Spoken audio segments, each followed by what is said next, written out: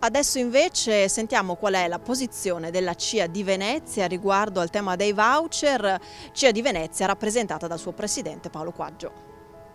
Beh, come agricoltori siamo assolutamente favorevoli. A noi dispiace solo che tutto l'ambaradan, diciamo, dei voucher dell'anno scorso sia ricaduto di fatto sull'agricoltura che proprio come tale ha consumato il 2% dei 4 milioni di voucher del 2017. Quindi si è scaricato sull'agricoltura colpe che assolutamente non aveva.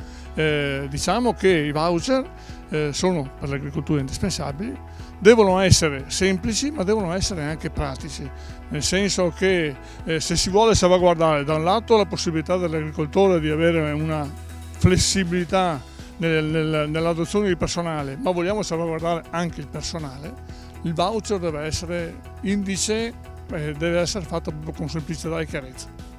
A differenza dello scorso anno, quest'anno l'agricoltura non ha sofferto la siccità. Cerchiamo di capire quali sono le prospettive per questa annata agraria, sempre insieme a Paolo Quaggio, presidente della CIA di Venezia.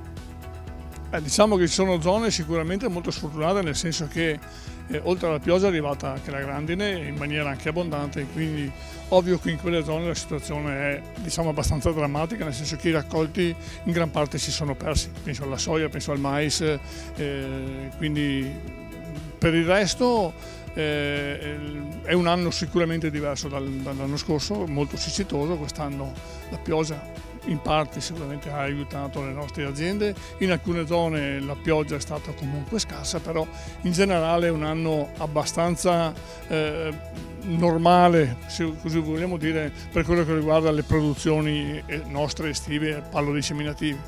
Se andiamo poi invece a vedere quelle che sono le produzioni orticole e frutticole, sono comunque buone produzioni, ma i prezzi e il mercato sono assolutamente insoddisfacenti e le nostre aziende stanno vivendo decisamente adesso con l'acqua alla gola. Altro argomento di attualità di questi ultimi mesi è quello del CETA, questo accordo di libero scambio tra l'Unione Europea e il Canada. Sentiamo sempre Paolo Quaggio cosa ne pensa. Fin dall'inizio siamo stati favorevoli a questo accordo. Io ho visto non molto tempo fa alcuni dati sulle esportazioni italiane verso il Canada e sono decisamente tutti in aumento, mentre c'è decisamente un crollo dell'importazione del frumento, per dire che è attorno al 40%.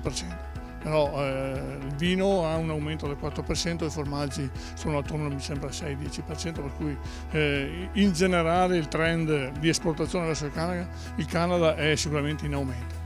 C'è da dire una cosa che molto spesso da chi è contrario al CETA invece secondo me è indispensabile chiarire, è che è l'unico trattato al mondo in cui vengono riconosciuti i marchi territoriali e non i marchi aziendali, per cui i nostri DOP, IGT, IGP e quant'altro vengono riconosciuti come tali, come marchi diciamo territoriali, e questo diventa fondamentale proprio per garantire che la nostra produzione di qualità, quindi il nostro Made in Italy, parte da questo.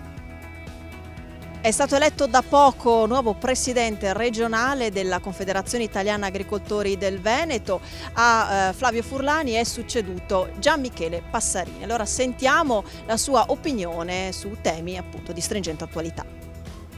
Sì, un'estate a dir poco difficile. Oggi i nostri agricoltori sono dei pionieri, perché pensare ad oggi di portare a casa i raccolti con queste problematiche che arrivano tra inverni tardivi, tra bombe d'acqua, tra uragani, pseudo trombe d'aria che portano via i raccolti è veramente difficile.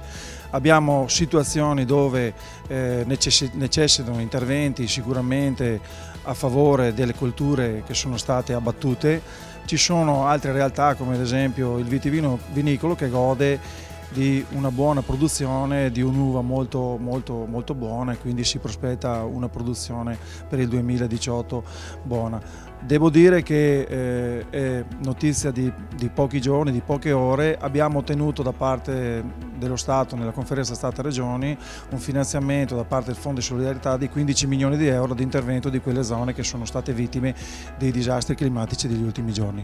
È una via percorribile il maggior ricorso alle assicurazioni, o comunque lo studiare un sistema di tutela più avanzato di quello che magari c'è adesso?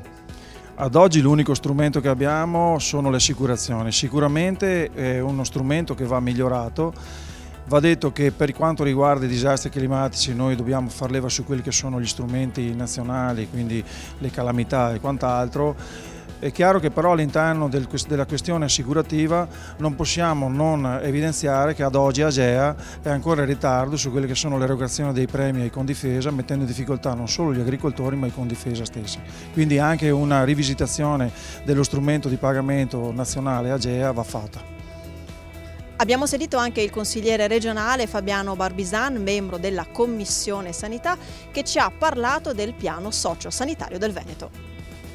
Allora, così com'è è un insieme di idee, posso definirlo così com'è, ma capitemi nel senso giusto, il libro dei sogni, cioè tutto quello che può essere messo da vicino, chiaramente dai nostri tecnici, dalla giunta, dagli assessori, per migliorare la situazione sia socio-sanitaria appunto della regione. Perché lo chiamo il libro dei sogni? Perché obiettivo la Luna, iniziamo ad andarci, ma facciamo dei gradini per arrivarci. Ci arriveremo pian piano, e questo è il senso.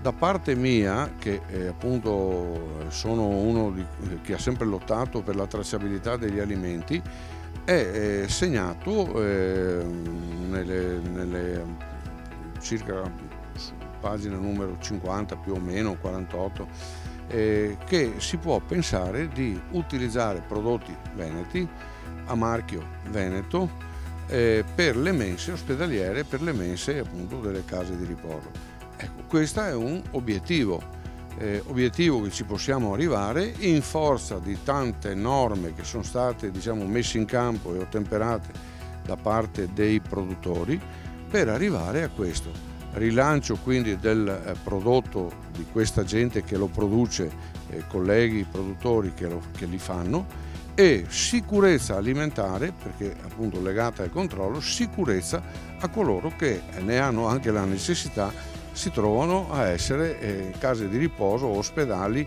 asili, scuole, insomma dove ci sono mense scolastiche e quant'altro. Chiudiamo questa carrellata di interviste realizzate per noi da Andrea Marcato con l'intervista a Calzavara, consigliere regionale che di turismo se ne intende. Perché? Perché è stato sindaco di Jesolo. Allora cerchiamo di capire come sta andando la stagione turistica nel litorale veneto. La sensazione è che sia una buona stagione, in linea con quelle degli ultimi anni, forse un po' al di sotto di quella del 2017, che è stata da tutti considerata una stagione straordinaria, e che quella del 2018 risente anche della riapertura di molti competitor che abbiamo a livello internazionale. L'Alto Adriatico ha nel Mar Rosso, nella Tunisia, nel Marocco, nella Turchia i competitor, non è più solo l'Italia. E quindi la riapertura di questi mercati sta portando via piccole fette di presenze nel nostro territorio, che non incidono nella visione complessiva e nella tenuta di tutto quello che è l'offerta turistica dell'Alto Adriatico, ma che molto probabilmente faranno sì che ci sarà qualche presenza in meno rispetto al 2017. Però ritengo che rispetto alle preoccupazioni della riapertura di questi mercati è la dimostrazione della grande capacità dell'Alto Adriatico di offrire un turismo che piace a tutta l'Europa e che sta attirando anche mercati nuovi